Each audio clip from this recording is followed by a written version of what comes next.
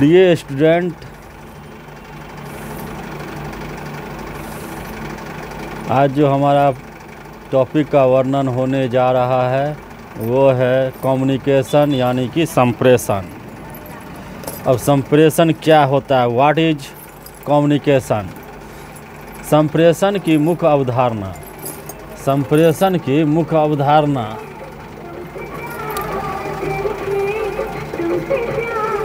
दूसरे लोगों के विचारों और भावनाओं तक हमारी प्रत्यक्ष पहुंच नहीं होती है, इसलिए हमें एक दूसरे तक अपने विचार और भावनाएं पहुंचाने के लिए संदेश संप्रेषण पर ही निर्भर रहना पड़ता है।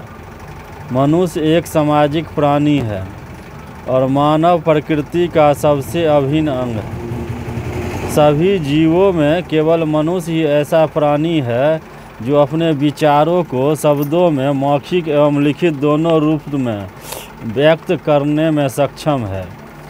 यदि हम तुलनात्मक अध्ययन करें तो यह बात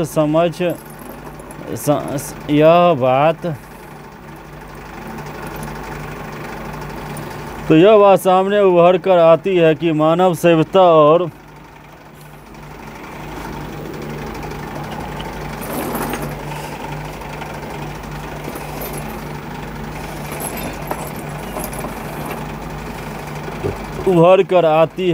मानव सभ्यता और संप्रेषण साधनों का विकास समानांतर चलता रहा है। मानव का सभ्यता और संप्रेषण साधनों, सभ्यता मतलब रहन सहन, संप्रेषण साधनों का विकास समानांतर चलता रहा है।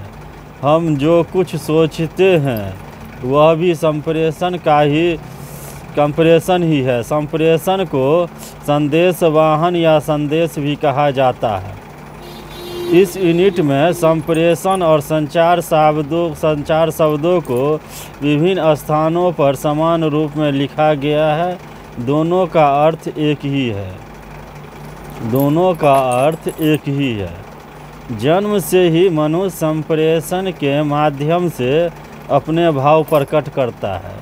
जन्म से ही मनुष्य अपने संप्रेषण के भाव को प्रकट करता है और मृत्यु तक संप्रेषण की महत्ता और आवश्यकता बनी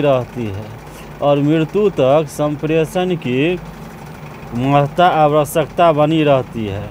सामान्य जीवन में वार्तालाप को ही संप्रेषण का सबसे अच्छा उदाहरण माना जा सकता है।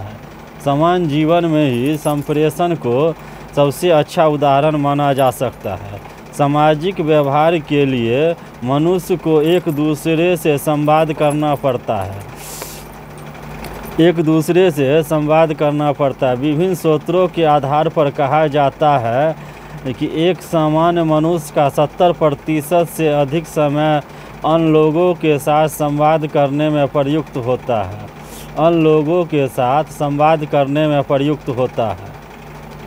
संप्रेषण का हमारे जीवन के शिक्षा, शैक्षिक, व्यापारिक, प्रशासनिक तथा सामाजिक आदि क्षेत्रों में अत्यंत महत्व है। संप्रेषण का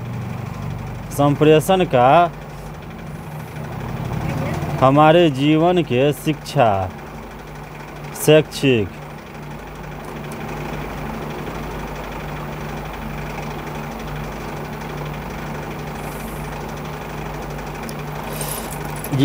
शैक्षिक, व्यापारिक, प्रशासनिक तथा सामाजिक आदि क्षेत्रों में अत्यंत महत्व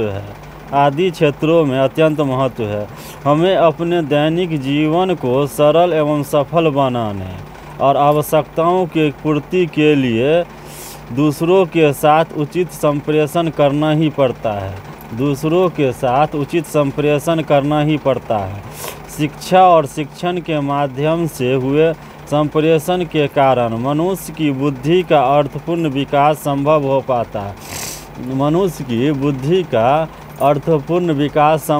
पाता है। संप्रेषण के बिना मानव सभ्यता के अस्तित्व की कल्पना करना असंभव है। संप्रेषण के बिना मानव सभ्यता की विकास करना अत्यंत असंभव है। वास्तव में भोजन, पानी, मकान और वस्त्रों की तरह संप्रेषण हमारे जीवन का अभिन्न अंग है। संप्रेषण हमारे जीवन का अभिन्न अंग है। अभी भी जब आप इस पुस्तक को पढ़ रहे हैं, इस पुस्तक का लेखक इस पाठ के माध्यम से आपके साथ संवाद स्थापित कर रहा है। वर्तमान समय में गतिशीलता, दक्षता और भौतिक या भौगोलिक सीमाओं को लांघने की क्षमता सफलता के लिए महत्व रखती है और संप्रेषण इसमें महत्वपूर्ण भूमिका निभाता है। इसमें महत्वपूर्ण भूमिका निभाता है। संप्रेषण का परिभाषा, व्हाट इज कम्युनिकेशन? संप्रेषण का सामान्य अर्थ किसी सूचना या संदेश को एक व्यक्ति से दूसरे व्यक्ति तक पहुंचाना या संप्रेषण करना है। शाब्दिक अर्थ के आधार पर हम यह कह सकते हैं कि संप्रेषण अंग्रेजी के कम्युनिकेशन शब्द का हिंदी अनुवाद है। इसकी शब्द व्युत्पत्ति इटिमोलॉजी लैटिन भाषा के कम्युनिस से हुई है। इसका अर्थ होता है समान, कम्युनी। ऑक्सफोर्ड डिक्शनरी के अनुसार विचारों, जानकारी इत्यादि का विनिमय, किसी और तक पहुंचाना या बांटना, चाहे वह लिखित, मौखिक या सांकेतिक हो, संप्रेषण है। लिटिल के अनुसार मानव संप्रेषण वह प्रक्रिया है जिसके द्वारा जानकारी या सूचना पहले से ही सम्मत प्रतीकों, एग्रीड सिंबल्स के माध्यम से लोगों के बीच पारित की जाती है तथा वांछित प्रतिपुष्टि प्राप्त करना भी इसका लक्ष्य होता है। अतः उपरोक्त परिभाषाओं के आधार पर यह स्पष्ट है कि किसी एक व्यक्ति सोच द्वारा दूसरे व्यक्ति सोच को कुछ सार्थक संकेतों, चिन्हों अथवा प्रतीकों के माध्यम से मनोभाव, तत्व, सूचना तथा ज्ञान का आदान प्रदान करना ही संप्रेषण है। ज्ञान का आदान प्रदान करना ही संप्रेषण है। प्रभावी संप्रेषण, इफेक्टिव कम्युनिकेशन। यहाँ यह समझना आवश्यक है कि संप्रेषण केवल जानकारी का आदान प्रदान से कुछ अधिक है। संप्रेषण किसी जानकारी का आदान प्रदान करने से कुछ अधिक है। इसमें जानकारी के आदान प्रदान के प्रयोजन और छिपी हुई भावना को समझना भी आवश्यक है। प्रभावी संप्रेषण दो तरफा मार्ग है। संदेश की प्रभावशीलता केवल इस बारे में नहीं है कि संदेश कैसे व्यक्त किया जाता है, बल्कि अधिक इस बात पर निर्भर करती है कि उसके प्रेषक द्वारा वांछित अर्थ में समझा जाता है या नहीं। लेकिन प्रश्न उठता है कि यह कैसे जाना जाए कि संदेश प्रभावी है या नहीं। संदेश को प्रभावी तभी समझा जाता है जब उसमें प्रतिपुष्टि का अवयव सम्मिलित हो। कक्षा में प्रत्येक अध्यापक अपनी ओर से पूरा प्रयास करता है कि उसकी कहीं बात छात्रों की समझ में आ जाए। लेकिन यदि छात्र किसी भी कारणवश समझ न पाए तो उस व्याख्यान को प्रभावी नहीं माना जाएगा। प्रतिपुष्टि औपचारिक, अनौपचारिक, मौखिक, गैर मौखिक, लिखित कुछ भी हो सकता है। प्रतिपुष्टि औपचारिक, अनौपचारिक, मौखिक, गैर मौखिक, लिखित कुछ भी हो सकती है। इसको प्रभावी बनाने के लिए हम अपनी सभी इंद्रियों का प्रयोग कर सकते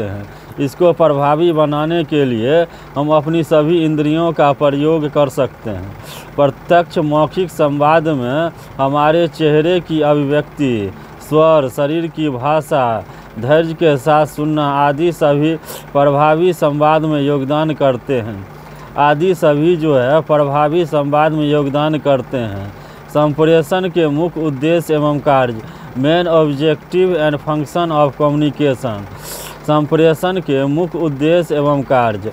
आधुनिक समय में समाज में आई सूचना क्रांति के मुख्य घटक जनसंपर्क साधन एवं सोशल मीडिया रहे हैं, जिन्होंने सामाजिक परिवर्तन में काफ़ी महत्वपूर्ण योगदान दिया है। लोग भौतिक और सामाजिक वास्तविकता से परिचित रहने के लिए संप्रेषण साधनों का प्रयोग करते हैं। प्रायः सफल लोग सफल संप्रेषक या संप्रेषक भी हो सकते हैं। हम संप्रेषण के विभिन्न उद्देश्यों की निम्नलिखित अनुच्छेदों में चर्चा कर रहे हैं। सूचना स्वयं इसमें हम संप्रेषण के विभिन्न उद्देश्यों को निम्नलिखित अनुच्छेदों में चर्चा कर रहे हैं, जो 7 प्रकार का पॉइंट है। पहला हो गया सूचना स्वयं को अद्यत रखने और निर्णय लेने के लिए सहायक होती है। सूचना स्वयं को अद्यत रखने और निर्णय लेने के लिए सहायक होती है। Information to keep oneself updated and for decision making. दूसरा हो गया शिक्षा और कक्षा अनुदेश के लिए, शिक्षा और कक्षा अनुदेश के लिए। तीसरा हो गया समूहों के सुचारू संचालन के लिए। चौथा हो गया प्रेरणा और मनोबल के लिए। पाँचवा हो गया नियंत्रण के लिए। छठा हो गया सांस्कृतिक संवर्धन के लिए। सातवां हो गया सामाजिक एवं राष्ट्रीय एकता के लिए। अब 7 पॉइंट पर हम डिटेल से वर्णन करेंगे। सूचना स्वयं को अद्यत रखने और निर्णय लेने के लिए सहायक होती है। संप्रेषण के माध्यम से लोग अनिश्चितता को कम करना चाहते हैं। सूचना वास्तव में तत्वों के बारे में प्रदान की गई जानकारी है, जो किसी भी प्रकार का निर्णय लेने में सहायक होती है। वर्तमान समाज में सूचना को शक्ति माना जाता है। वर्तमान समय में सूचना को शक्ति माना जाता है। दूसरा हो गया शिक्षा और कक्षा अनुदेश के लिए, for education and classroom instruction. शिक्षा और अधिगम किसी न किसी रूप में जीवन पर्यंत चलते रहते हैं। संप्रेषण हमें ज्ञान, विशेषता और कौशल प्रदान करता है, जो कि लोगों को सामाजिक जीवन में सक्रिय रूप से भाग लेने के लिए सक्षम बनाता है। समूहों के सुचारू संचालन, स्मूथ फंक्शनिंग ऑफ ग्रुप। प्रभावी संप्रेषण प्रणालियों से बेहतर समन्वय स्थापित होता है, जो किसी भी समूह को प्रभावी संचालन के लिए प्रोत्साहित करता है, जो किसी भी समूह को प्रभावी संचालन के लिए प्रोत्साहित करता है। प्रेरणा और मनोबल, motivation and moral. What is motivation and moral? संप्रेषण द्वारा एक संगठन में लोगों को बेहतर प्रदर्शन के लिए प्रेरित किया जा सकता है। इससे स्पष्ट होता है कि क्या किया जाना है, कितनी अच्छी तरह से कर रहे हैं, प्रदर्शन में सुधार करने के लिए और क्या हो सकता है। विशिष्ट लक्ष्यों को संपादित करना, लक्ष्यों की प्राप्ति के लिए हुई प्रगति पर प्रतिपुष्टि, वांछित व्यवहार के सुदृढ़ीकरण की दिशा, इन सब बातों के लिए संप्रेषण की आवश्यकता होती है। इन सब बातों के लिए संप्रेषण की आवश्यकता होती है। उसके बाद मनोबल को समान तौर पर एक सामूहिक घटना माना जाता है और यह एक मनोवैज्ञानिक पहलू है। सफल टीम का आधार उच्च मनोबल है, जो मूलतः प्रभावी संप्रेषण पर निर्भर है। नियंत्रण, कंट्रोल। संप्रेषण औपचारिक एवं अनौपचारिक, व्यक्तिगत रूप में एवं सामूहिक दोनों स्तरों पर व्यवहार नियंत्रण का कार्य करता है। सांस्कृतिक संवर्धन, कल्चरल प्रोग्रेशन। संप्रेषण सांस्कृतिक मूल्यों को बनाए रखने एवं उनके सृजनात्मक संवर्धन के लिए अवसर प्रदान करता है। सामाजिक एवं राष्ट्रीय एकता, सोशल एंड नेशनल इंटीग्रेशन। संप्रेषण समाज के एकीकरण के लिए अत्यंत आवश्यक है। इसमें लोगों को एक दूसरे के प्रति सहिष्णुता का विकास होता है। इसमें लोगों को एक दूसरे के प्रति सहिष्णुता का विकास होता है। इसमें लोगों को एक दूसरे के प्रति सहिष्णुता का विकास होता है। अब नेचर ऑफ कम्युनिकेशन, संप्रेषण की प्रकृति क्या होती है? What is nature of communication? संप्रेषण की प्रकृति को निम्नलिखित विशेषताओं द्वारा समझा जा सकता है। संप्रेषण की प्रकृति को निम्नलिखित विशेषताओं द्वारा समझा जा सकता है। पहला हो गया गतिशील प्रक्रिया, डायनेमिक प्रोसेस। संप्रेषण को विचारों का आदान प्रदान माना गया है। संप्रेषण एक स्थिर कार्य नहीं है, बल्कि एक गतिशील प्रक्रिया है। सूचना का आदान प्रदान एक सतत प्रक्रिया है। सूचना का आदान प्रदान एक सतत प्रक्रिया है। संप्रेषण कौशल, कम्युनिकेशन स्किल्स। अब व्हाट इज संप्रेषण कौशल? कम्युनिकेशन स्किल क्या होता है? संप्रेषण एक प्रकार से कौशल है जिसके मुख्य 4 अवयव होते हैं। संप्रेषण एक प्रकार का से कौशल है जिसके मुख्य 4 अवयव होते हैं। पहला हो गया श्रवण कौशल, दूसरा वादक कौशल, तीसरा लेखन कौशल, चौथा पठन कौशल।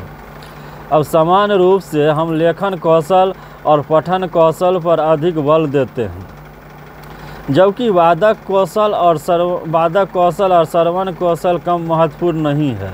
श्रवण कौशल में बहुत धैर्य की आवश्यकता होती है। सर्वव्यापक। अब ऑल पर्सपेक्टिव क्या होता है? ऑल परपेसिव। निम्न स्तर के कार्मिक मध्य स्तर के लिए सूचना या जानकारी प्रदान करते हैं। मध्य स्तर के प्रबंधक इस सूचना का रूपांतरण या संक्षिप्तीकरण करने के बाद उच्च स्तर के अधिकारियों तक पहुंचाते हैं। उच्च स्तर के अधिकारी तब इस पर निर्णय लेते हैं। इसी प्रकार उच्च स्तर के अधिकारी मध्य स्तर के अधिकारियों के माध्यम से निम्न स्तर के अधिकारियों के लिए निर्देश जारी करते हैं। द्विमार्गीय संदेशवाहन, 2 वे स्ट्रीट।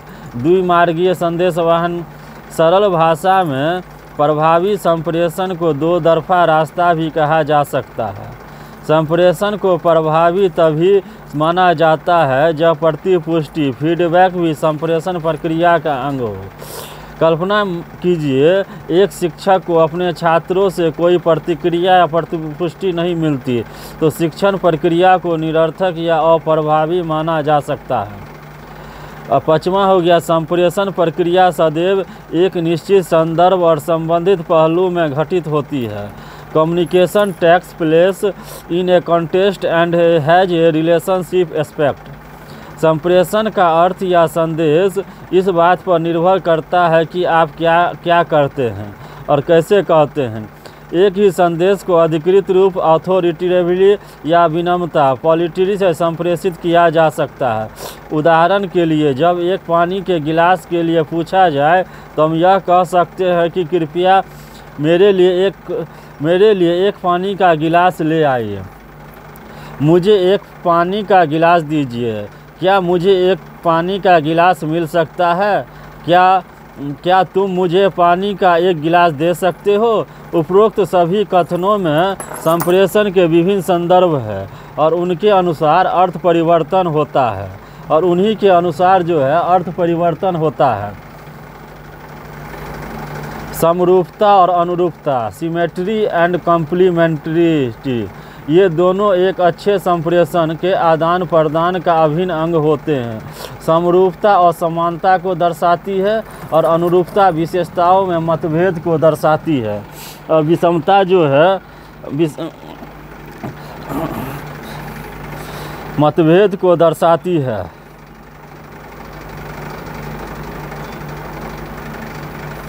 समरूपता और अनुपूरकता, सिमेट्री एंड कॉम्प्लीमेंट्री, ये दोनों एक अच्छे संप्रेषण के आदान प्रदान का अभिन्न अंग होते हैं। समरूपता समानता को दर्शाती है और अनुपूरकता विशेषताओं में मतभेद को दर्शाती है।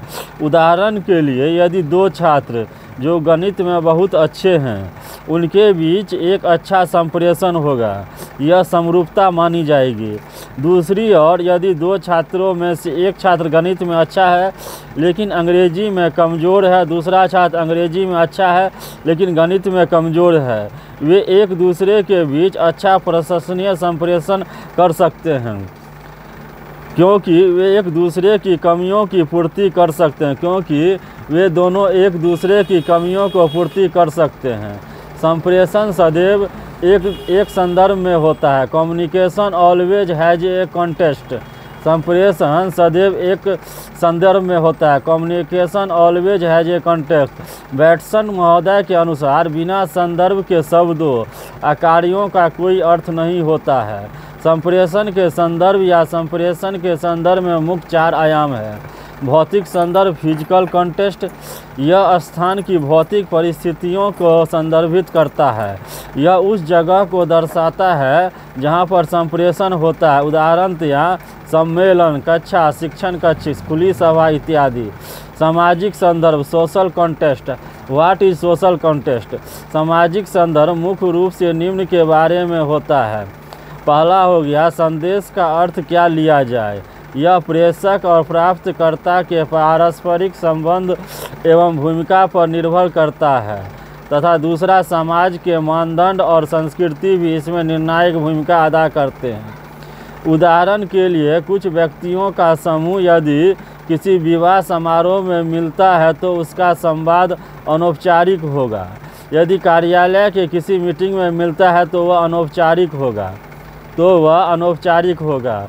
मनोवैज्ञानिक संदर्भ टेम्पोरल कंसेप्ट, यह औपचारिक या अनौपचारिक, मित्रता या अमित्रता आदि पर्यावरण संबंधित विशेषताओं को संदर्भित करता है। यदि किसी दिन अध्यापक की मनोस्थिति अच्छी नहीं है तो इसका प्रभाव कुछ हद तक शिक्षण पर पड़ना स्वाभाविक है। सामयिक संदर्भ टेम्पोरल कंटेस्ट, यह संप्रेषण में समय तत्व को संदर्भित करता है। जैसे सुबह में हम मुख्यतः जीवन के धार्मिक और आध्यात्मिक पहलुओं के बारे में बात करते हैं, दिन के समय के दौरान व्यवसाय संबंधी पहलुओं इत्यादि के बारे में बात करते हैं। उपरोक्त विशेषताओं के अलावा हम संप्रेषण के संदर्भ में यह भी कह सकते हैं कि समान भाषा प्रेषक और प्राप्तकर्ता के बीच किसी संवाद को अपेक्षाकृत अधिक अच्छे ढंग से स्थापित करने में सक्षम होती है, जिससे संप्रेषण अधिक प्रभावशाली हो जाता है। प्राप्तकर्ता को संदेश का अर्थ समझ आना चाहिए जो कि प्रेषक उसे समझाना चाहता है। संदेश का महत्व तभी होता है जब प्राप्तकर्ता को उस विषय वस्तु में रुचि हो। समान भाषा कॉमन लैंग्वेज, इसमें संदेश के प्रेषक और प्रापक के बीच बेहतर समझ विकसित करने में सहायता मिलती है। इसके प्रभावी संप्रेषण हेतु मानसिक सामंजस्य मीटिंग ऑफ माइंड भी आवश्यक है। कम से कम ऐसा मंतव्य होना ही चाहिए। इसके अलावा प्रभावी संदेश हेतु दोनों के लिए तात्पर्यनिष्ठ होना भी आवश्यक है। अब भाव प्रदर्शन क्या होता है? गेस्चर संप्रेषण को संकेतों के माध्यम से भी आयोजित ऑर्गेनाइज किया जा सकता है। संप्रेषण को संकेतों के माध्यम से भी ऑर्गेनाइज किया जा सकता है। यह आवश्यक नहीं कि संप्रेषण सदैव मौखिक या लिखित हो। शारीरिक संकेतों से भी संप्रेषण किया जा सकता है। इसका वर्णन आगे आने वाले अनुच्छेदों में भी किया गया है। संप्रेषण के विभिन्न प्रकार। Communication is a different types. अब संप्रेषण के विभिन्न प्रकार क्या है? संप्रेषण औपचारिक या अनौपचारिक, फॉर्मल या इनफॉर्मल, मौखिक या गैर मौखिक, विभिन्न प्रकार का हो सकता है। जिसका वर्णन आगे के अनुच्छेद में किया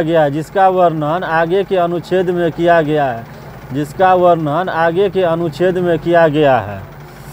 संप्रेषण प्रणाली communication system. What is communication system? संप्रेषण किसी सामग्री, लिखित या मौखिक संदेश का किया जाता है जो किसी माध्यम से होता है। इस हेतु एक निश्चित प्रक्रिया की आवश्यकता होती है। ये सब मिलकर संप्रेषण प्रणाली को जन्म देते हैं, जिसके 3 तत्व हैं। संचार प्रणाली के तत्व, उसमें 3 विषय हो गया। विषय सामग्री, संचार की विधि, संचार की प्रक्रिया। व्हाट इज विषय सामग्री? जिसका संप्रेषण करना है, जैसे आदेश, निर्णय, सूचना, आंकड़े आदि। दूसरा हो गया संप्रेषण की विधि या तरीका, जैसे लिखकर, बोलकर, सुनकर, हाव भाव या आचरण द्वारा। तीसरा हो गया संप्रेषण प्रक्रिया। इसमें संदेश के स्रोत से लेकर संदेश पहुंचने तक सभी आवश्यक अंग आते हैं, जैसे संवाददाता, संवाद माध्यम, संवाद प्राप्तकर्ता इत्यादि। संप्रेषण के सिद्धांत बेसिक प्रिंसिपल ऑफ कम्युनिकेशन। संप्रेषण के सिद्धांतों की जांच के लिए हम निम्नलिखित में से किसी भी या उससे अधिक दृष्टिकोण का उपयोग कर सकते हैं। यंत्रवंत मेगानिस्टिक, संदेश का प्रेषक से प्राप्तकर्ता तक सटीक रूप में विनिमय। संदेश का प्रेषक से प्राप्तकर्ता तक सटीक रूप से विनिमय। मनोवैज्ञानिक साइकोलॉजिकल, संदेश का प्रभाव संदेश का प्रभाव, संदेश का प्रेषक से प्राप्तकर्ता तक पहुंचना और संदेश पहुंचने पर प्राप्तकर्ता की भावनात्मक व्याख्या। सामाजिक निर्माणवादी, सोशल कंस्ट्रक्शनिस्ट। अब सामाजिक निर्माणवादी क्या होता है? यहाँ संदेश को साझा करने वाले सहभागियों के उत्पाद के रूप में देखा जाता है। संदेश में कुछ अर्थ का जुड़ना जारी रहता है, अर्थात संदेश के उपयोगी अर्थ पर ध्यान केंद्रित रहता है, अर्थात संदेश के उपयोगी अर्थ पर ध्यान केंद्रित रहता है। प्रसारण मॉडल, ट्रांसमिशन मॉडल। यहाँ संचार का रोबोटिक और कंप्यूटर जैसी स्थिति के रूप में देखा जाता है। यहाँ संचार को रोबोटिक और कंप्यूटर जैसी स्थिति के रूप में देखा जाता है। अब सिस्टमेटिक क्या होता है? प्रणालीगत।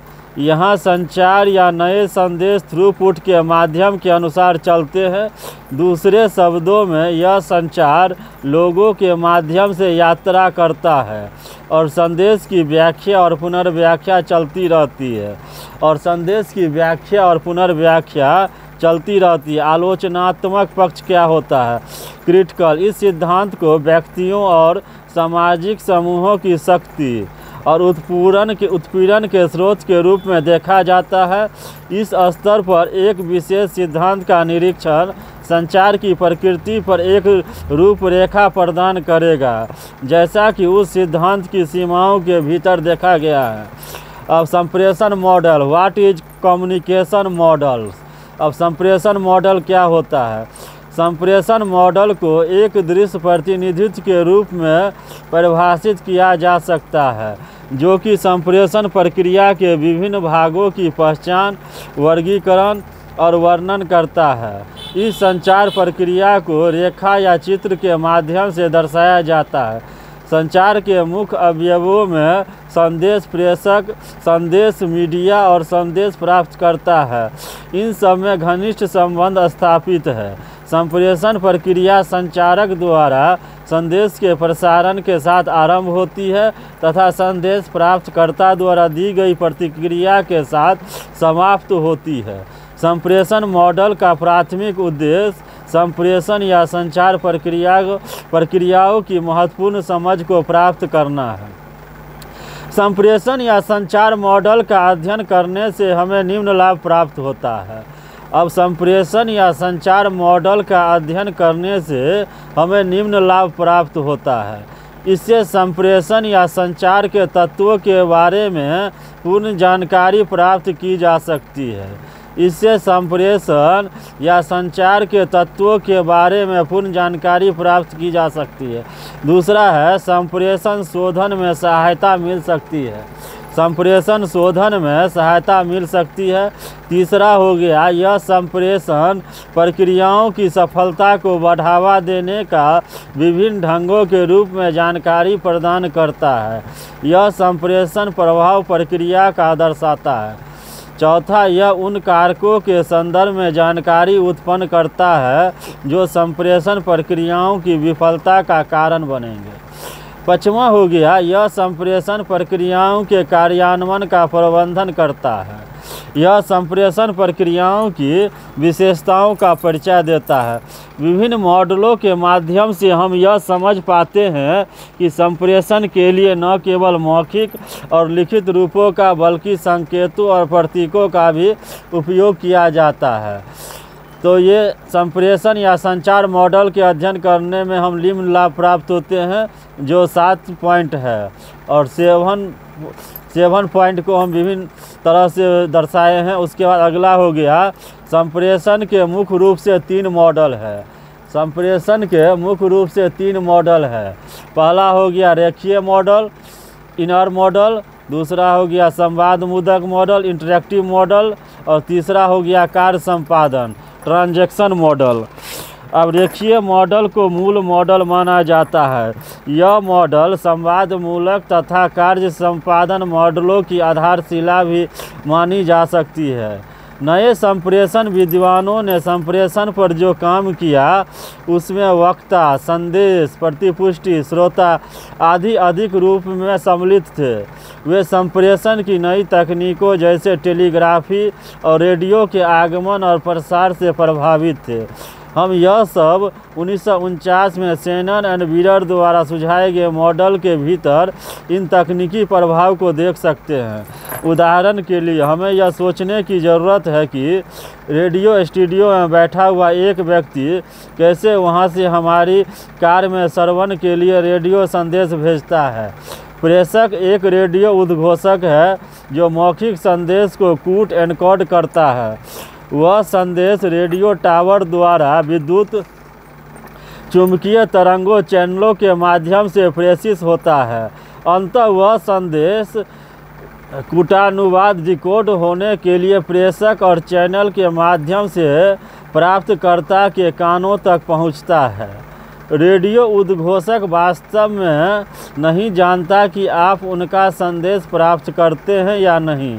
यदि उपकरण सही स्थिति में काम कर रहा है तो इस बात की पूरी संभावना है कि संदेश सफल ढंग से प्राप्त हुआ होगा।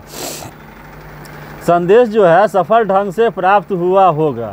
समान प्रणाली सिद्धांत, general system theory. What is general system theory? अब जनरल सिस्टम थ्योरी क्या होता है? इसका उपयोग जटिल प्रणालियों की प्रकृति का अध्ययन करने के लिए किया जाता है।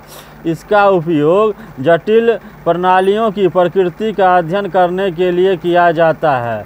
सिद्धांत स्वयं विभिन्न तत्वों का संग्रह है जो एक साथ मिलकर एकजुट इकाई बनाते हैं। समान प्रणाली सिद्धांत प्रौद्योगिकी और प्राकृतिक विज्ञान से लेकर सामाजिक विज्ञान तक विभिन्न क्षेत्रों में लागू होता है। गोलापन या सेक्युलरिटी उस सिद्धांत का नाम है जो पुनरावर्ती संचार रिक्वेरिंग कम्युनिकेशन के पैटर्न विकसित करता है। पुनरावृत्ति पैटर्न इसके बदले में उस प्रणाली के लिए संचार प्रक्रिया है समान बदले में उस प्रणाली के लिए संचार प्रक्रिया की संरचना करते हैं। समान प्रणाली सिद्धांत एक चक्रीय मॉडल पर ध्यान केंद्रित करता है जिसमें सिस्टम स्वयं अस्थायी होते हैं। यहाँ सिस्टम संचार बनाता है और संचार बदलने में सिस्टम को बनाए रखता है। संचार बदलने में सिस्टम को बनाए रखता है। अब सांकेतिकता क्या होता है? सिग्नल संकेतों का अध्ययन है।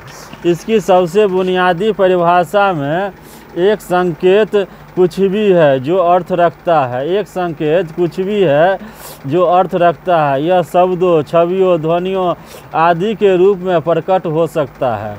जॉर्ज हर्बर्ट मीड साहब ने अपने जीवन काल 1863 से 1931 के मध्य प्रतीकात्मक अंतःक्रियावाद सिंबॉलिक इंटरेक्शनिज्म को विकसित करने का श्रेष्ठ कार्य किया है। उनके व्याख्यान का संग्रह model mind self and society को वर्ष 1934 में मरणोपरांत प्रकाशित किया गया था। अब सिम्बल्स क्या होता है? What is symbols? अब सिम्बल्स जो है मानव जीवन और व्यवहार में महत्वपूर्ण भूमिका निभाते हैं। हमारे मानव जीवन में प्रतीक मध्यस्थ की भूमिका निभाते हैं जो मानव अनुभव को परिभाषित करता है।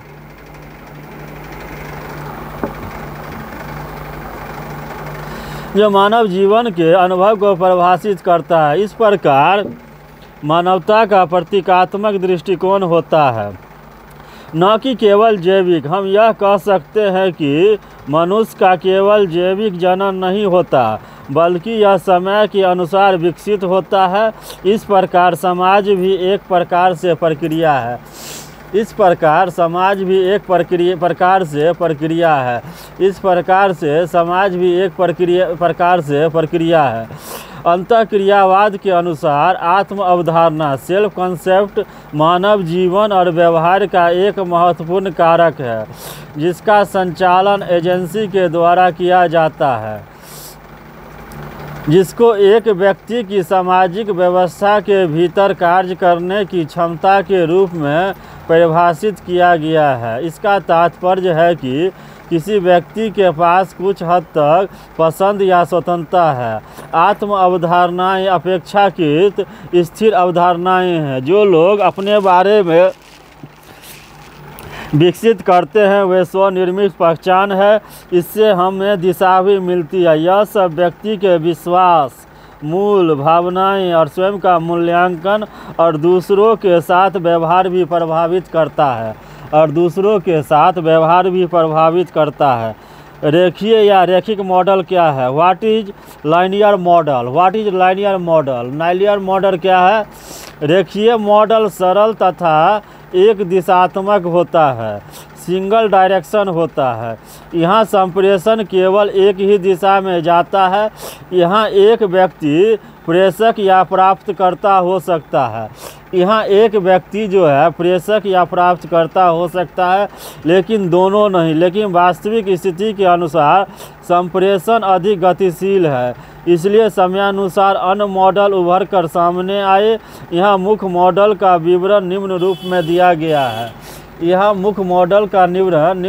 दिया गया है। रेखीय अशोर, प्राप्तकर्ता प्रेषक, संदेश शोर। अरस्तु मॉडल क्या होता है? अब रेखीय होता है, शोर होता है, प्राप्तकर्ता होता है, प्रेषक और प्राप्तकर्ता, संदेश और शोर। अरस्तु मॉडल क्या है? व्हाट इज अरस्तु मॉडल? सबसे पहला बुनियादी रेखीय मॉडल कई सदियों पहले अरस्तु द्वारा सुझाया गया है। इसमें 3 संप्रेषण तत्व सम्मिलित है: वक्ता, विषय और दर्शक या श्रोता। यहाँ वक्ता का मुख्य कर्तव्य श्रोताओं को प्रभावित करना होता है, या फिर यूँ कहे कि प्रोत्साहित करना या अनुनय करना, परसुएजन होता है। प्रेषक संप्रेषण की पूरी कला को परिभाषित करने के लिए अरस्तु ने अन्वय के उपलब्ध साधनों का शोध भी किया। अरस्तु के संचार मॉडल को वक्रपटता, अलैंगिक मॉडल, रिहेटरिक मॉडल भी कहा जाता है। लेसवेल मॉडल। अब व्हाट इज लेसवेल मॉडल? इस मॉडल ने राजनीतिक संचार और प्रचार की जांच में सहायता की है, जिसमें प्रारंभिक सामाजिक शोध के कुछ मॉडल भी सम्मिलित है। संचार प्रक्रिया का यह मॉडल मूलतः 5 प्रश्न पूछकर एक तरफा संचार का संप्रेषण करने के लिए एक बुनियादी ढांचा है।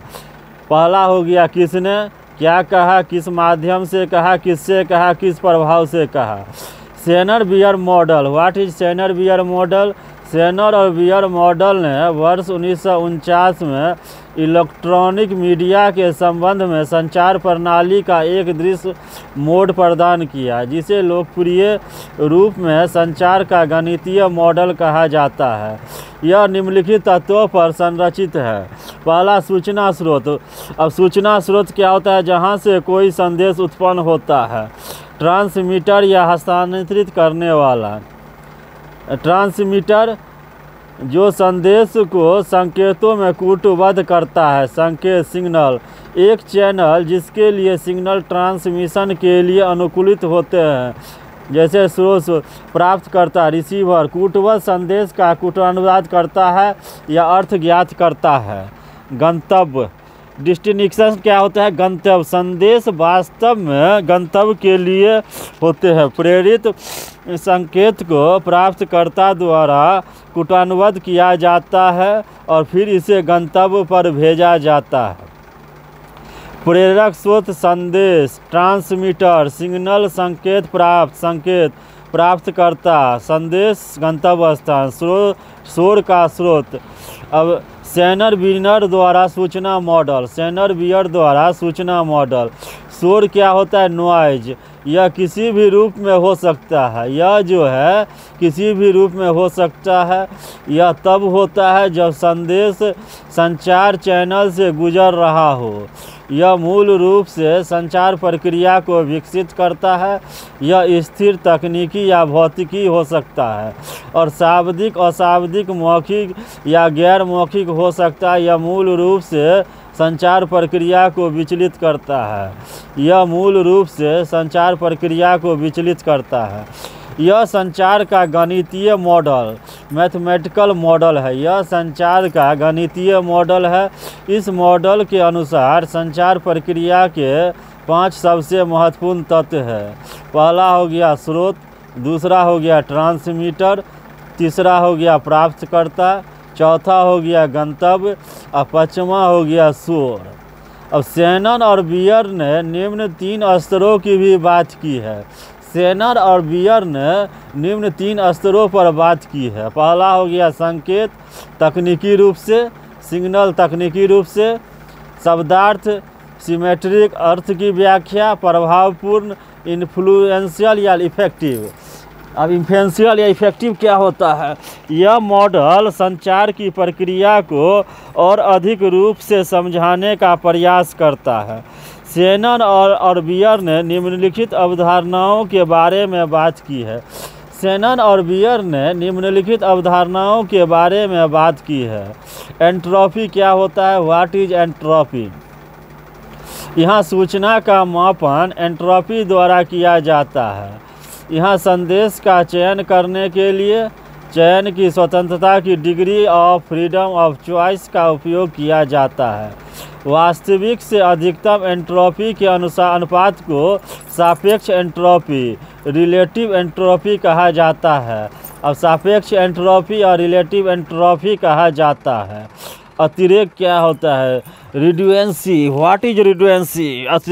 यह यहाँ सूचना की मात्रा जिससे समाप्त किया जा सकता है एक नीरव चैनल में एक अतिरिक्त संचार ताकि संदेश का अभी भी अर्थ बना रहे, उसे अतिरेक रिडंडेंसी कहा जाता है।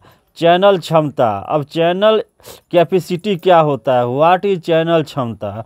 यहाँ सूचना की मात्रा जिसे प्रति यूनिट समय में प्रेषित किया जा सकता है की अवधारणा पर काम किया जाता है। सूचना के इष्टतम स्तर से परे संचार करने पर त्रुटियों का जन्म होता है। इस मॉडल की कुछ सीमाएं हैं। इस मॉडल की भी कुछ सीमाएं हैं। इनको समूह संचार और जनसंचार की तुलना में पारस्परिक संचार के लिए अधिक उपयोग किया जाता है। यहाँ प्रेषक संदेश भेजने की प्राथमिक भूमिका निभाता है। यहाँ प्रेषक प्राथमिक भूमिका निभाता है और प्राप्तकर्ता निष्क्रिय भूमिका निभाता है। प्रेषक द्वारा भेजे गए संदेशों की तुलना में प्रतिक्रिया को कम महत्वपूर्ण माना जाता है। तो यहाँ प्रिय स्टूडेंट, यहाँ कहा जाता है कि प्रेषक की तुलना में प्रतिक्रिया को कम महत्वपूर्ण माना जाता है। अब बेरलो मॉडल क्या है? What is Berlo model? अब बेरलो मॉडल जो है, बेरलो ने संचार को ASR, stimulus response of SR model, और SR मॉडल क्या होता है? या प्रेषक प्राप्तकर्ता मॉडल के रूप में समझाने का प्रयास किया, जहां प्रेषक उत्तेजना के लिए रुका हुआ व्यक्ति है और रिसीवर प्रतिक्रिया के लिए रुका हुआ व्यक्ति है। इस बाद में SMCR जो है, SMCR मॉडल तक बढ़ा दिया गया, जो प्रेषक संदेश चैनल प्राप्तकर्ता को निहित है।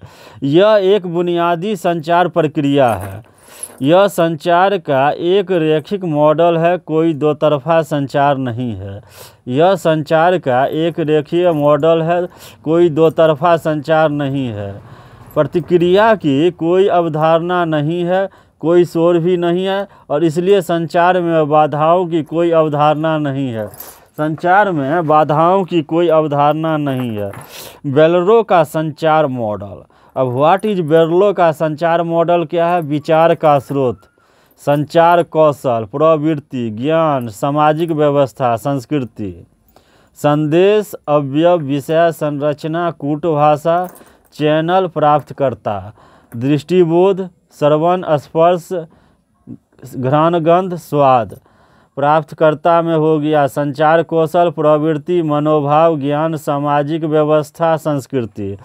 इस मॉडल में कोड संचार के लिए एक प्रणाली है। संदेश को कोड में डालना एक कूट है। एक चैनल एक संदेश का वाहक है।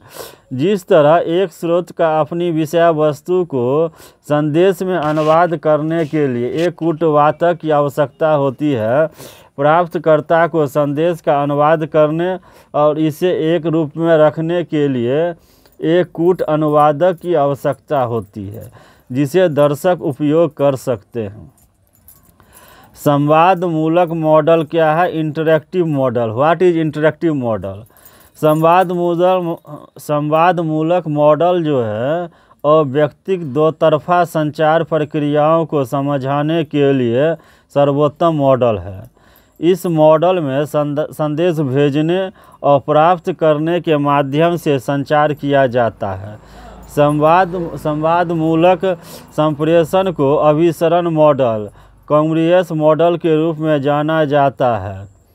यहाँ अनुभव का क्षेत्र, फील्ड ऑफ एक्सपीरियंस, एक संप्रेषण प्रतिरूप परिवर्तन कारक के रूप में जाना जाता है। यहाँ हम संस्कृति, सामाजिक मनोविज्ञान, स्थिति और चैनल का उपयोग आदि विभिन्न उदाहरणों के रूप में ले सकते हैं।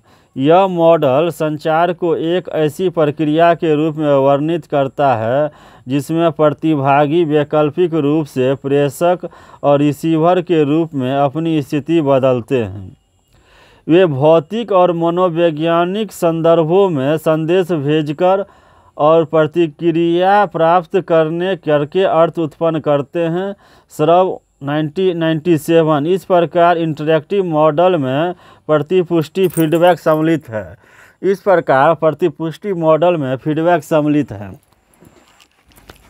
प्रतिपुष्टि क्या होता है? फीडबैक। What is feedback? अब फीडबैक क्या होता है? तो संचार के अधिक गतिशील दृष्टिकोण के लिए अंतःक्रियात्मक मॉडल दो चैनलों का अनुसरण करते हैं, जिसमें प्रेषक और प्राप्तकर्ता के मध्य संचार और प्रतिक्रिया का प्रभाव होता है। प्रतिक्रिया एक प्राप्तकर्ता द्वारा प्रेषक को दी जाती है। प्रतिक्रिया दो रूप में हो सकती है। पहला हो गया शाब्दिक, हाँ या ना बोलना, या अशाब्दिक, सिर हिलाकर या मुस्कुराकर उत्तर देना। अब सबसे महत्वपूर्ण बात यह है कि प्रतिपुष्टि संदेश के बारे में हमारी समझ को इंगित करती है। प्रतिपुष्टि जो है संदेश के बारे में हमारी समझ को इंगित करती है। यह प्रेषकों को यह जानने में सहायता करती है क्या उनका संदेश प्राप्त हुआ और समझा गया। इस प्रकार प्रभाव और प्रतिपुष्टि पर ध्यान केंद्रित कर अंतःक्रियात्मक मॉडल संप्रेषण को एक सतत प्रक्रिया के रूप में देखते हैं। यह संप्रेषण को अधिक संवादात्मक द्विमार्गीय प्रक्रिया बनाता है। प्रतिपुष्टि में वे संदेश सम्मिलित होते हैं जो अन्य संदेशों के उत्तर में भेजे जाते हैं। उदाहरण के लिए, आपका प्रशिक्षक कक्षा में चर्चा के दौरान आपके द्वारा उठाए गए बिंदु पर प्रतिक्रिया दे सकता है। जब आपका सहकक्ष मित्र आपसे पूछे कि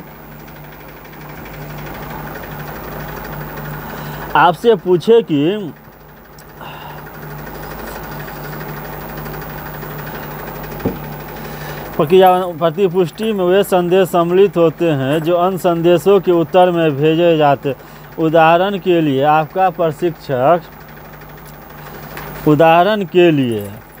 आपका प्रशिक्षक कक्षा में चर्चा के दौरान आपके द्वारा उठाए गए बिंदु पर प्रतिक्रिया दे सकता है। जब आपका सहकक्ष मित्र आपसे पूछे कि रिमोट कहाँ है, तो आप सोफे की ओर इंगित कर सकते हैं।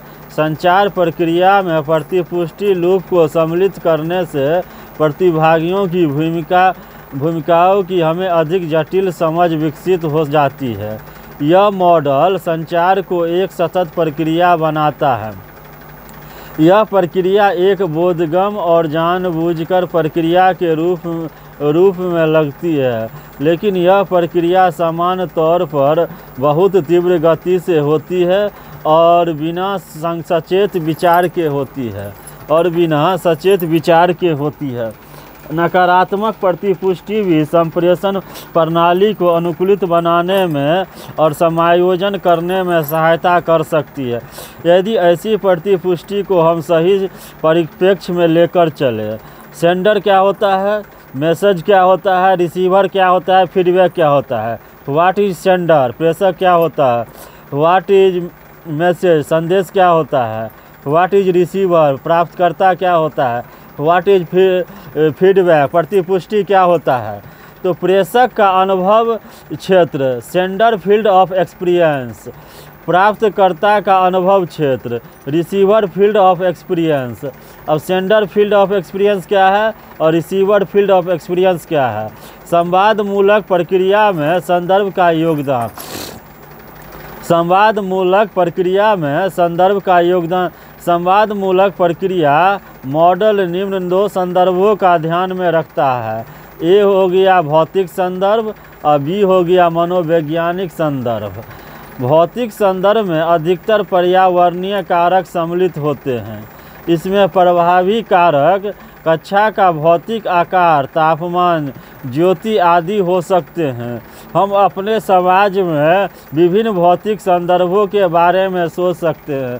हम अपने समाज में विभिन्न भौतिक संदर्भों के बारे में सोच सकते हैं। मनोवैज्ञानिक संदर्भ में संचार मुठभेड़ में मानसिक और भावनात्मक कारक सम्मिलित है। हमारे मन में तनाव, चिंता, धारणाएं, रवैया, स्नेह और भावनाएं कुछ ऐसे उदाहरण हैं जो हमारे संचार को प्रभावित कर सकते हैं। सकारात्मक भावनाएं और प्रतिक्रिया हमारे संचार को अधिक प्रभावी बनाते हैं। तो सकारात्मक भावनाएं और प्रतिक्रिया हमारे संचार, ये संचार का अर्थ होता है कम्युनिकेशन। कम्युनिकेशन मतलब एक दूसरे जगह अपने बात पहुंचाना में अधिक प्रभावी बनती है। अब व्हाट इज कॉट्स मॉडल। कॉट्स मॉडल क्या होता है।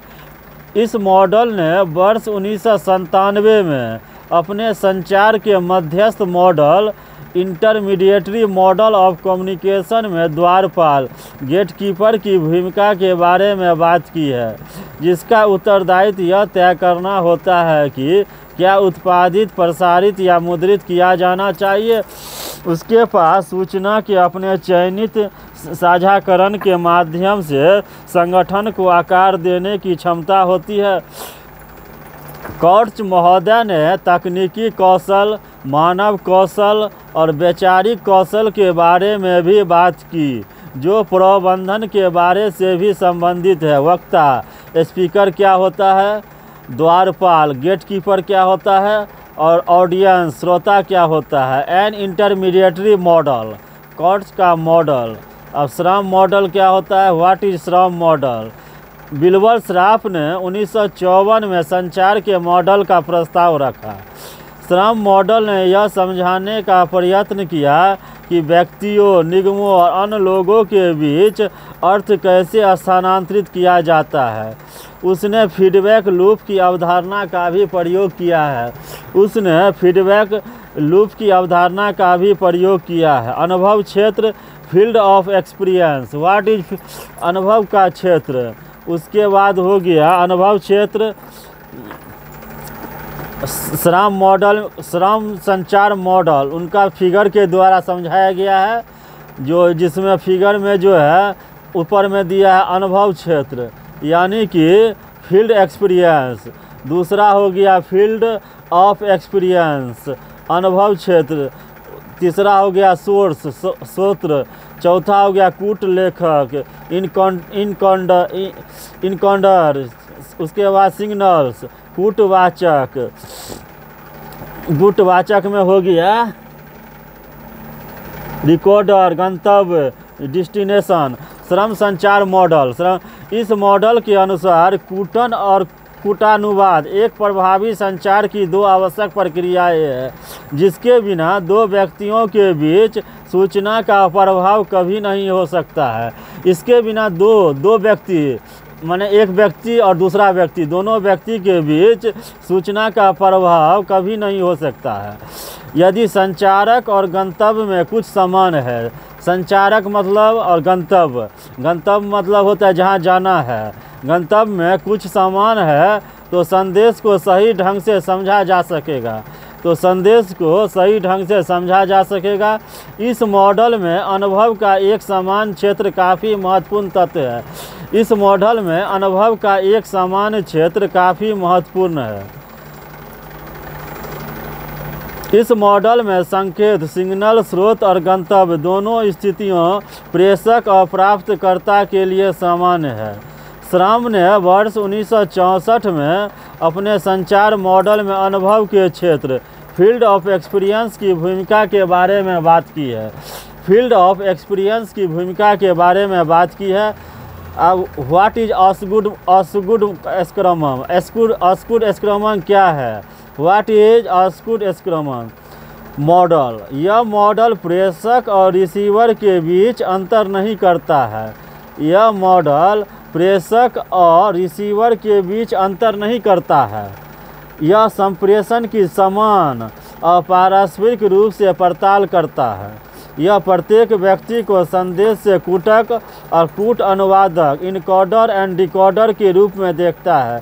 यह मॉडल व्यक्तिगत समकालिक संप्रेषण को समझाने के लिए और जांच करने के लिए सबसे अच्छा प्रयास है, जहां प्रतिपुष्टि की प्राप्ति तत्काल होती है। चूँकि प्रतिपुष्टि क्रिया तत्काल है, शोर को वार्तालाप के समयकाल में निरंतर स्पष्टीकरण के माध्यम से कम किया जा सकता है। स्पष्टीकरण के माध्यम से कम किया जा सकता है। कूट लेखक, अनुवादक, कूटवाचक, संदेश, कूट लेखक, अनुवादक, कूटवाचक। अब अगला है लिगन्स मॉडल। अब Leagans model, what is Leagans model? Leagans model जो है, लिगन्स ने वर्ष 1963 में इस अग्रपेशी संचार मॉडल की प्रस्तुत किया। लिगन्स का ध्यान विस्तार शिक्षा, एक्सटेंशन एजुकेशन पर काफ़ी सीमा तक रहा। उनके अनुसार विस्तार शिक्षा का ज्ञान प्रौद्योगिकी और विस्तार प्रक्रियाओं, सिद्धांत और सामग्री पर निर्भर रहता है, जिसका उपयोग वह शैक्षिक उद्देश्यों को प्राप्त करने के लिए संचार की प्रणाली को संश्लेषित करने में करता है। उसे संवाद करना, दोहराना, प्रेरित करना आदि प्रक्रियाओं में अपने प्रयास निरंतर रूप से जारी रखना पड़ता है, वह भी उस सीमा तक जब तक कि प्राप्तकर्ता की ओर से वांछित प्रतिक्रिया न आ जाए। लेकिन लिगन्स मॉडल के अंतर्गत मुख्य अवयव है। पहला हो गया संप्रेषक, दूसरा हो गया संदेश या सामग्री, तीसरा हो गया संचार के चैनल, चौथा हो गया संदेश का उपचार, पांचवा हो गया दर्शक और छठा हो गया दर्शकों की प्रतिक्रिया। माने छः पॉइंट है। पहला हो गया संप्रेषक, दूसरा पॉइंट हो गया संदेश या सामग्री। संदेश या सामग्री, संदेश मतलब संदेश और सामग्री मतलब कोई सामान। तीसरा हो गया संचार के चैनल। संचार का चैनल होता है, जैसे आज के समय आधुनिकता समय में इंटरनेट आ गया, विभिन्न प्रकार का उसमें विभिन्न प्रकार से उसको चैनल को विभिन्न प्रकार के माध्यम से उसको प्रसारित किया जाता है। जैसे गूगल हो गया, गूगल के बाद आपको फेसबुक हो गया, इंस्टाग्राम हो गया, तो अनेक प्रकार के संचार के चैनल हो गए। तो व्हाट इज संचार का चैनल हो गया। उसके बाद संदेश का उपचार, संदेश का उपचार मतलब हो गया। उसके बाद पांचवा हो गया दर्शक, दर्शक मतलब जो लोग देखता है। छठा हो गया दर्शकों की प्रतिक्रिया, तो दर्शकों की प्रतिक्रिया भी होगी, जो दर्शक प्रतिक्रिया देते हैं उसी दर्शकों की प्रतिक्रिया हो। अब वेस्टली और वेकलिन मॉडल, वेस्टली एंड वेकलिन मॉडल क्या है? व्हाट इज वेस्टली और वेकलिन मॉडल? वे संप्रेषण में प्रतिपुष्टि के महत्व का स्वीकार करते हैं। यह मॉडल संप्रेषण को प्रभावित करने वाले पर्यावरणीय और सांस्कृतिक कारक तत्वों की महत्वपूर्ण भूमिका पर भी बल देता है। यह दर्शाता है कि हम जो कहते हैं और संवाद करते हैं वह इस बात से प्रभावित होता है कि हम कौन हैं, हमारी पृष्ठभूमि क्या है और हम किस दृष्टिकोण से विषयों को उठा रहे हैं। मॉडल संदेश प्रेषक और प्राप्तकर्ता के अभिविन्यास, पृष्ठभूमि, संस्कृति और विन्यास की विषय वस्तु को ध्यान में रखता है। यह संदेश को एक व्यापक सामाजिक संदर्भ में प्राप्त और भेजा गया मानता है, जिससे संदेश को जानने और समझने के लिए विचार करने की आवश्यकता है। ACB हो गया FFXXX। X का अर्थ हो गया पर्यावरण घटक, A का हो गया प्रेषक, B का हो गया प्राप्तकर्ता, C का हो गया द्वारपाल या गेटकीपर। द्वारपाल कहिए या गेटकीपर कहिए। जैसे सिक्योरिटी गार्ड जो होता है गेटकीपर, तो उसको गेटकीपर कहा जाता है या द्वारपाल। F का होता है प्रतिपुष्टि, प्रतिपुष्टि का होता है फीडबैक। X1 होता है संवेदनशील अनुभव, भविष्य के संदेशों को आकार देने के लिए भी। X2 हो गया प्रेषक के उन्मुखीकरण का अभिप्राय, object of orientation for sender. X3 हो गया प्राप्तकर्ता के लिए उन्मुखीकरण का अभिप्राय, object of orientation of radiation. Object of orientation of radiation होता है संचार का संव्यवहार या कार्य संपादन model, transformation model of communication. संचार का संव्यवहार या कार्य संपादन मॉडल क्या होता है? Transaction model of communication. Transaction model of communication. जैसे जैसे संचार का अध्ययन आगे बढ़ता गया, संचार प्रक्रिया के लिए कई गुणात्मक मॉडल अस्तित्व में आए। जब कोई विद्वान संचार या संप्रेषण को एक ऐसी प्रतिक्रिया के रूप में देखते हैं जिसका उपयोग अधिकाधिक रूप में वार्तालाप करने और अर्थ व्यक्त करने के लिए किया जाता है, जब हम केवल कंप्यूटर की तरह संदेश नहीं भेजते हैं और हम एक बार बातचीत के रूप में प्रेषक और प्राप्तकर्ता की भूमिकाओं के बीच बड़े करीने से वैकल्पिक नहीं करते हैं, हम जानबूझकर संचार करना बंद करने का निर्णय नहीं ले सकते, क्योंकि संचार का महत्व संदेश भेजने और प्राप्त करने से कहीं अधिक है। इस प्रकार के संचार को वर्नर लूड ने वर्ष 1970 में प्रस्तावित किया। वर्ष 1970 में प्रस्तावित किया। यह मॉडल संचार को एक ऐसी प्रक्रिया के रूप में वर्णित करता है जिसमें संचार सामाजिक संबंधपरक और सांस्कृतिक संदर्भों में सामाजिक वास्तविकताओं को उत्पन्न करते हैं। हम केवल संदेशों का आदान प्रदान करने के लिए संचार नहीं करते हैं, हम संबंध बनाने के लिए संवाद करते हैं, हम अंतर सांस्कृतिक गठबंधन बनाते हैं, अपनी आत्म अवधारणाओं को आकार रूप देते हैं और अन्य समुदाय भी बातचीत में एक दूसरे के साथ जुड़ते हैं। इंटरेक्टिव शोर, संचारक शोर की परिस्थिति। इस मॉडल में प्रेषक और रिसीवर की भूमिका अन्य मॉडलों से काफ़ी भिन्न होती है। इस मॉडल में प्रेषक और रिसीवर की भूमिका अन्य मॉडलों से काफ़ी भिन्न होती है।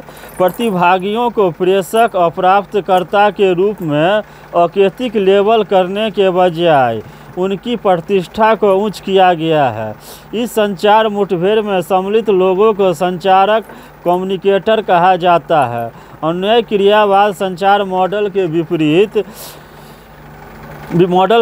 जो यह बताता है कि प्रतिभागी प्रेषक और प्राप्तकर्ता के रूप में वैकल्पिक स्थान रखते हैं। इस मॉडल से पता चलता है कि हम एक साथ सिमुलेंटली प्रेषक और प्राप्तकर्ता है। यह मॉडल हमें यह समझाने की अनुमति भी देते हैं कि हम अपने संचार को कैसे अनुकूलित कर सकते हैं। प्रेषकों और प्राप्तकर्ताओं को संचारक के रूप में स्थापित करने का अर्थ यह भी है कि हम व्यापक संबंधपरक सामाजिक, भौतिक, मनोवैज्ञानिक और सांस्कृतिक संदर्भ में एक साथ अर्थ का सह निर्माण कर रहे हैं। संचार का यह मॉडल, लेनदेन मॉडल, संचार को एक ऐसी शक्ति के रूप में देखता है जो विशिष्ट अंतःक्रियाओं से पहले और बाद में हमारी वास्तविकताओं का आकार देता है। सामाजिक संदर्भ उन नियमों या अघोषित मानदंडों को संदर्भित करता है जो संचार का मार्गदर्शन करते हैं। मानदंड सामाजिक परंपराएं हैं जिन्हें हम अवलोकन, अभ्यास और परीक्षण त्रुटि के माध्यम से उठाते हैं। हमें शायद यह भी पता न हो कि हम एक सामाजिक मानदंड को तोड़ रहे हैं जब तक कि हम यह न देखें कि लोग हमें अजीब तरह से देख रहे हैं या कोई हमें सुधारता या चिढ़ाता है। संबंध परक संदर्भ में पिछला पारस्परिक इतिहास और किसी व्यक्ति के साथ हमारे संबंध के प्रकार सम्मिलित है। हम व्यक्तियों के साथ विभिन्न प्रकार के से संवाद करते हैं जिससे हम अभी या कुछ समय पहले मिले हैं और जिसे हम लंबे समय से जानते हैं। सांस्कृतिक संदर्भ में पहचान के विभिन्न पहलू सम्मिलित हैं जैसे कि जाति, लिंग, राष्ट्रीयता, जातीयता, यौन अभिविन्यास, वर्ग और क्षमता। हम सभी की कई सांस्कृतिक पहचान है जो हमारे संचार को प्रभावित करती है। प्रमुख या बहुसंख्यक पहचान वाले लोग शायद ही कभी सोचते हैं कि उनकी सांस्कृतिक पहचान मतलब क्या हो गया? Cultural identify. सांस्कृतिक पहचान उनके संचार में क्या भूमिका निभाते हैं। सांस्कृतिक संदर्भ हमारी पहचान के कई पहलुओं से प्रभावित होता है और यह नस्ल या जातीयता तक सीमित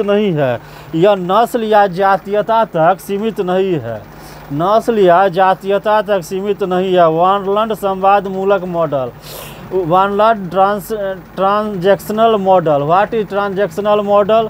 यह मॉडल पारस्परिक तत्काल प्रतिक्रिया संप्रेषण पर केंद्रित है। इस दृष्टिकोण के अनुसार संदेश प्रेषक द्वारा दिए गए संदेश की संदेश प्राप्तकर्ता द्वारा प्रतिपुष्टि की जाती है जो कि संप्रेषण प्रक्रिया का ही भाग है। अगले सोपान में संदेश प्राप्तकर्ता संदेश प्रेषक बन जाता है तथा इस प्रकार से यह प्रक्रिया गतिमान रहती है।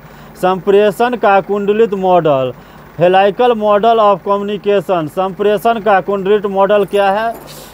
इसको हिंदी भाषा में चक्रधार, बलदार, पेचदार मॉडल आदि भी कहा जाता है।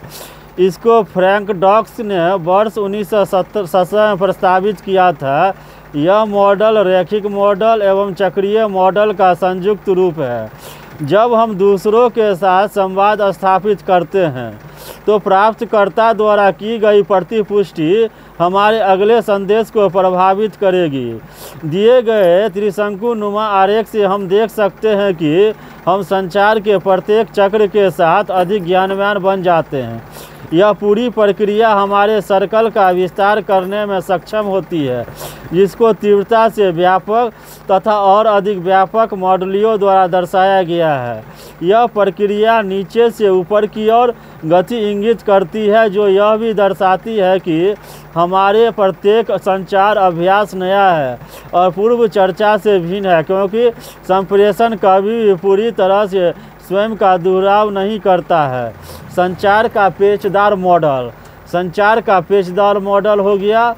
अब अनुसंकेतक स्मृति या चेतना, अनुसंस्कृति, इकोनॉमिक मेमोरी। यह एक प्रकार की संवेदी स्मृति है जो छवियों को एक सेकंड के अंश के लिए संग्रहित करती है। इसको किसी विशेष विचारधारा का चिन्हात्मक प्रारूप भी कहा जा सकता है। अनुसंकेतक स्मृति मूल उत्तेजना की समाप्ति के बाद दृश्य संवेदी छापों को बनाए रखने की अनुमति देती है जिसके परिणाम स्वरूप एक दृश्य उत्तेजना कई 100 मिलीसेकंड तक बनी रहती है। 1960 में जॉर्ज स्मॉलिंग ने इस पर काम किया। अंगभूत या रचना मेटल मॉडल, कॉन्टिन्यूट मेटा मॉडल। इसके अंतर्गत निम्न अवयव आते हैं: भाषणगत, शब्द आडंबर या अलंकारिक, प्रवचन या व्यवहारिक कला क्या है, लाक्षणिक, सिमोटिक, संकेतों द्वारा मध्यस्थता, घटनाजन, फेनोमेनोलॉजिकल।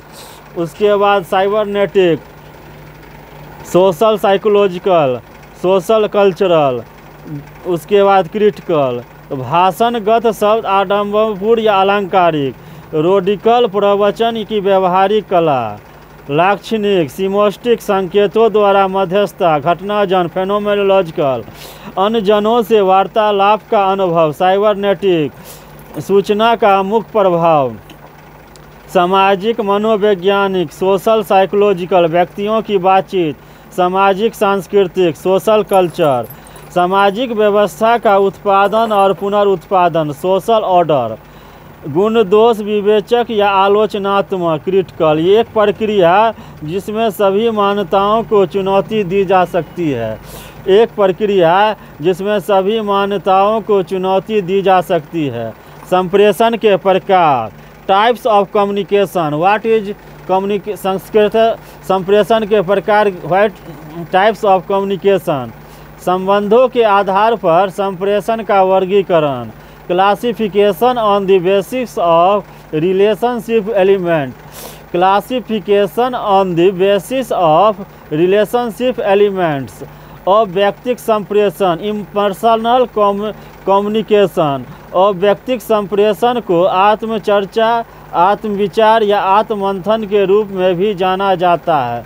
इसमें संदेश प्रेषक एवं संदेश प्राप्तकर्ता एक ही व्यक्ति होता है। जब एक स्वचालित संप्रेषण प्रक्रिया है जिसके माध्यम से मनुष्य स्वयं का एवं दूसरे का मूल्यांकन करता है। इसमें ध्यान लगाना, चिंतन करना, इष्ट देव से प्रार्थना करना इत्यादि सम्मिलित है। हम प्रायः ऐसे शब्दों का प्रयोग करते हैं, हे परमात्मा, ओ माय गॉड, यह क्या हो गया, जब किसी संकट की स्थिति में हो तब उत्तेजित हो इत्यादि। ये सभी अंतर्व्यक्तिक संप्रेषण के उदाहरण है। ये सभी अंतर्व्यक्ति संप्रेषण के उदाहरण है। इस प्रकार के संप्रेषण का प्रयोग हम अपने जीवन की योजना तैयार करने के लिए, हम जीवन में जो करना चाहते हैं उसका पूर्वाभास करने के लिए करते हैं। जिस प्रकार से हम स्वयं से संवाद स्थापित करते हैं वो हमारे आत्मसम्मान को प्रभावित करता है। यदि कोई व्यक्ति परीक्षा में विफल हो जाए, स्वयं से कहे मैं कितना मूर्ख हूँ, कुछ करने लायक नहीं हूँ, दूसरी ओर वह स्वयं से वह कहे मैं बेहतर कर सकता हूँ। अंतर्व्यक्तिक संप्रेषण, इंटरपर्सनल कम्युनिकेशन। अंतर्व्यक्तिक संप्रेषण क्या होता है? Interpersonal communication. अंतर्व्यक्तिक संप्रेषण से तात्पर्य दो व्यक्तियों के बीच विचारों, भावनाओं और सूचनाओं का प्रत्यक्ष या अप्रत्यक्ष आदान प्रदान से है। प्रत्यक्ष या अप्रत्यक्ष आदान प्रदान से। इसके लिए दो व्यक्तियों के बीच संपर्क का होना जरूरी है। इसके लिए दो व्यक्तियों के बीच संपर्क का होना जरूरी है। अतः अंतर्व्यक्तिक संप्रेषण दो तरफा टू वे प्रक्रिया होती है। अंतर्व्यक्ति संप्रेषण में प्रतिपुष्टि, फीडबैक का महत्वपूर्ण स्थान है। इसी के आधार पर संप्रेषण प्रक्रिया आगे बढ़ती है। टेलीफोन पर वार्तालाप, ईमेल या सोशल नेटवर्किंग साइट्स पर चैटिंग अंतर्व्यक्तिक संप्रेषण के अंतर्गत आते हैं। संदेश भेजने के अनेक तरीके होते हैं, जैसे भाषा, शब्द, चेहरे की प्रतिक्रिया, हाथ मिलाना, आगे पीछे हटना, सिर हिलाना इत्यादि। अब तीसरा हो गया समूह संप्रेषण। ग्रुप कम्युनिकेशन क्या है? What is group communication? तो ग्रुप कम्युनिकेशन मतलब यह अंतर्व्यक्तिक संप्रेषण का विस्तार है। यह जो है अंतर्व्यक्तिक संप्रेषण का विस्तार है, जहां दो से अधिक व्यक्तियों के विचारों एवं कौशलों का आदान प्रदान करते हैं। समूह संप्रेषण की प्रक्रिया को समझने के लिए समूह के बारे में जानना आवश्यक है। समूह संप्रेषण कितना बेहतर होगा, प्रतिपुष्टि कितनी अधिक मिलेगी, यह समूह के प्रधान और उसके सदस्यों के परस्पर संबंधों पर निर्भर करता है। इसमें सामूहिक निर्णय लेने, आत्म अभिव्यक्ति, व्यक्तिगत प्रभाव में वृद्धि आदि को सम्मिलित किया जाता है। अब जन संप्रेषण क्या होता है, व्हाट इज मास कम्युनिकेशन। तो मास कम्युनिकेशन जो है आधुनिक युग में जन संप्रेषण काफ़ी प्रचलित शब्द है। इसका निर्माण दो शब्दों जन प्लस संप्रेषण के योग से हुआ है। जन संप्रेषण का अर्थ विशाल जन समूह के साथ संप्रेषण करने से है। इसे मध्यस्थता संप्रेषण भी कहा जाता है। यह यांत्रिक उपकरणों का उपयोग करता है जिससे कई संदेशों को एक साथ बहुत लोगों तक पहुंचाया जा सकता है, जिसमें संप्रेषण के लिए औपचारिक और व्यवस्थित संगठन होता है। समाचार पत्र, टेलीविज़न, रेडियो, सिनेमा, इंटरनेट इत्यादि अत्याधुनिक जन संप्रेषण माध्यम है। इसका वर्णन अलग से भी किया गया है। चैनल के आधार पर संप्रेषण का वर्गीकरण। Communication types on the basis of channel. Communication types on the basis of channel. Channel के आधार पर संप्रेषण दो प्रकार के होते हैं। पहला हो गया शाब्दिक संप्रेषण और दूसरा हो गया मौखिक संप्रेषण। अब वर्बल कम्युनिकेशन क्या होता है, व्हाट इज वर्बल कम्युनिकेशन। तो शाब्दिक का अर्थ है शब्दों का प्रयोग करना। शाब्दिक संप्रेषण में संदेश शाब्दिक रूप से प्रसारित किया जाता है। इस संप्रेषण में सदैव भाषा का प्रयोग किया जाता है। यह मौखिक और लिखित दोनों तरह से हो सकता है। यह मौखिक भी हो सकता है और लिखित भी हो सकता है। मौखिक भी हो सकता है और लिखित दोनों तरह का हो सकता है। इस प्रकार के संवाद में सबसे बड़ा जोखिम किसी शब्द को स्वेच्छित अर्थ देने का होता है। शब्दों का अर्थ देश और काल के अनुसार परिवर्तित भी हो सकता है। सामान्यतः शब्द ऐसी कोई घटना नहीं होती जिनका हर बार रिकॉर्ड रखा जाए। शाब्दिक संप्रेषण को पुनः दो प्रकार के संप्रेषण में वर्गीकृत किया जा सकता है। पहला हो गया मौखिक संप्रेषण एवं दूसरा हो गया लिखित संप्रेषण। अब मौखिक संप्रेषण क्या होता है, ओरल कम्युनिकेशन। इसमें मौखिक रूप में वाणी द्वारा विचारों एवं सूचनाओं का आदान प्रदान किया जाता है। इस संप्रेषण में प्रेषक और प्राप्तकर्ता दोनों आमने सामने रहते हैं। मौखिक संप्रेषण में प्रत्यक्ष वार्तालाप, टेलीफोन के माध्यम से वार्तालाप, भाषण, परिचर्चा, सामूहिक चर्चा, वीडियो, रेडियो, टीवी आदि को सम्मिलित किया जाता है। मौखिक संप्रेषण को मुख्यतः निम्नलिखित कारक प्रभावित करते हैं। मौखिक संप्रेषण को निम्नलिखित कारक प्रभावित करते हैं। ध्वनि पिच और ध्वनि मात्रा, volume and pitch of sound. यह शिक्षण अधिगम प्रक्रिया में महत्वपूर्ण तत्व है। पिच मूलतः स्वर की उच्चता या निम्नता, हाईएस्ट और लोएस्ट का स्तर है। यह ध्वनि तरंगों की आवृत्ति पर निर्भर करता है। यह ध्वनि तरंगों की आवृत्ति पर निर्भर करता है। यह ध्वनि तरंगों की आवृत्ति पर निर्भर करता है।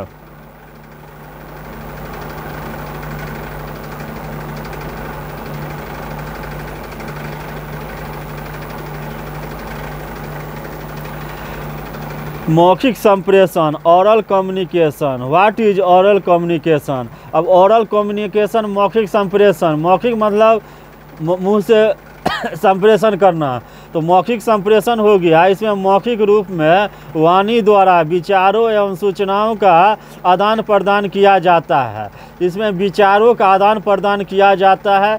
इस संप्रेषण में प्रेषक और प्राप्तकर्ता दोनों आमने सामने रहते हैं। मौखिक संप्रेषण में प्रत्यक्ष वार्तालाप, टेलीफोन के माध्यम से वार्तालाप, भाषण, परिचर्चा, सामूहिक चर्चा, वीडियो, रेडियो, टीवी आदि को सम्मिलित किया जाता है। मौखिक संप्रेषण को मुख्यतः निम्नलिखित कारक प्रभावित करता है।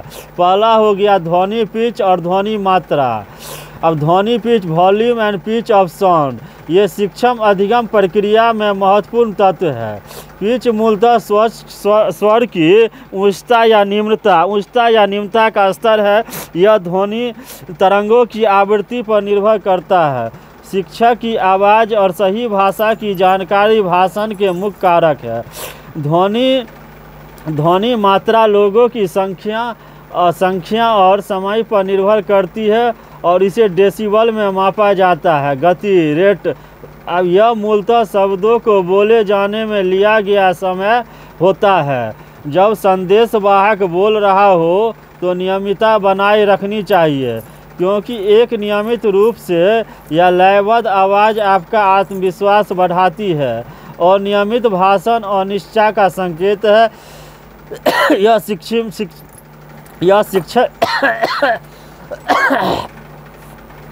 यह शिक्षक धीमी गति से बात करता है, जो छात्र हताश हो सकते हैं क्योंकि उन्हें जानकारी पर्याप्त या वांछित ढंग से प्राप्त नहीं होती है।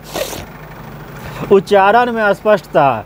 उच्चारण में clarity in pronunciation. Clarity in pronunciation क्या होता है? What is clarity in pronunciation? उच्चारण में स्पष्टता। उचित उच्चारण और शब्दों का वितरण संदेश को प्रभावशाली बनाने में योगदान देता है। यह संदेश वाहक के विचारों को स्पष्टता पर निर्भर करता है। पिच, वॉल्यूम, गति और स्पष्टता को पैरा लैंग्वेज घटक के रूप भी कहा जाता है। मौखिक संप्रेषण के मुख्य लाभ। Advantage of oral communication. मौखिक संप्रेषण सहज और स्वाभाविक होता है। दूसरा पॉइंट हो गया, इसे दूसरों को समझाना सरल होता है। इस संप्रेषण में आमतौर पर शब्दों का चयन श्रोताओं के अनुकूल होता है। आमने सामने संवाद से कम त्रुटियां होती है। तेज गति से संदेश का आदान प्रदान होने से समय की बचत होती है। मौखिक होना मितव्ययी होता है। गोपनीयता बनी रहती है। शारीरिक हाव भाव के साथ प्रभावपूर्ण संप्रेषण होता है।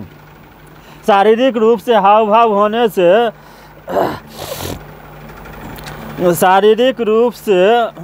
हाव भाव के साथ प्रभावपूर्ण संप्रेषण होता है। भौतिक संसाधनों की आवश्यकता नहीं होती, जैसे कागज, कंप्यूटर आदि। मौखिक संप्रेषण की गति तीव्र होने से यह आपातकालीन परिस्थितियों में अत्यंत उपयोगी होता है। एक साथ कई लोगों के साथ संप्रेषण, तुरंत प्रतिपुष्टि। मौखिक संप्रेषण की सीमाएं। Limitation of oral communication. Limitation of oral communication. मौखिक संप्रेषण की सीमाएं क्या है? What is limitation of oral communication?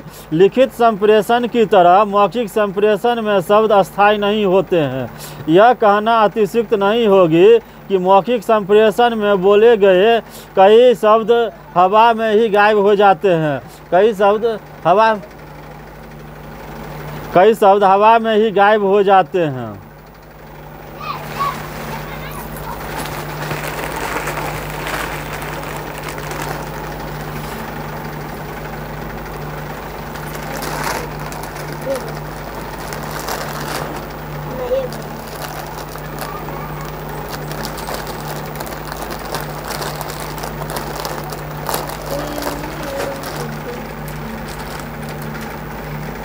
Đem lại.